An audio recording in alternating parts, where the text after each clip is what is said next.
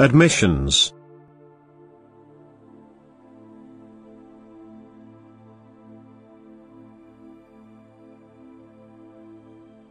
The readiness to receive is only then according to the will of God when body and soul completely abandon themselves to the Spirit, when therefore the body remains completely unnoticed by the soul, or also the body wants the same as the soul, only to hear the voice of the Spirit in it.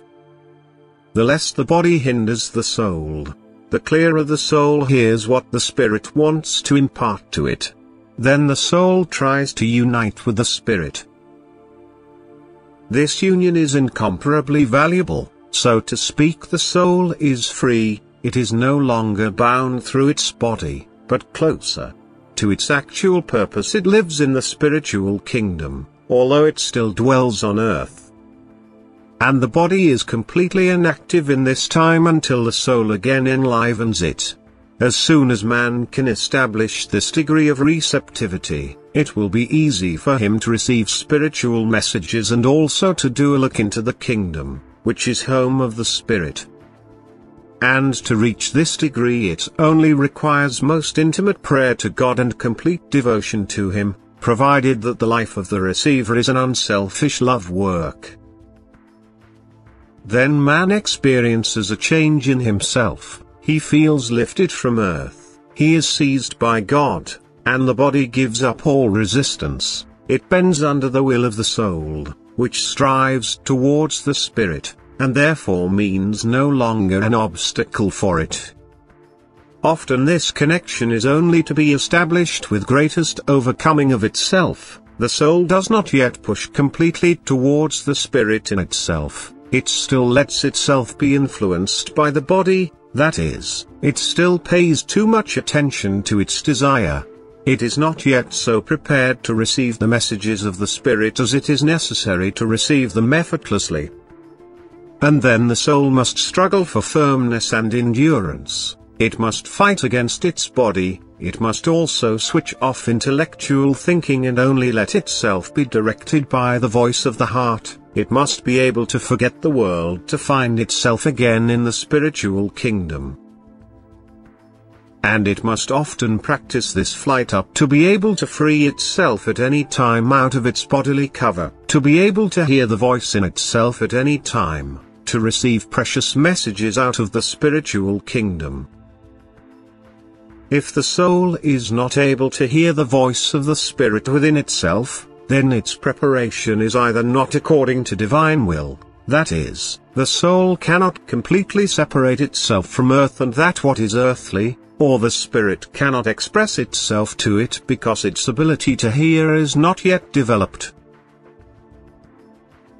And the latter is the case when the soul has not yet changed to love. Then it will remain silent in it, if it listens, because the voice of the Spirit sounds so fine that every discord, which sounds in a still immature soul, drowns out this voice. The soul must have burst the cover around it, what a God-pleasing walk of life brings about. Then it can hear the finest sound in it and consequently also supply it to the intellect, therefore reproduce it as man.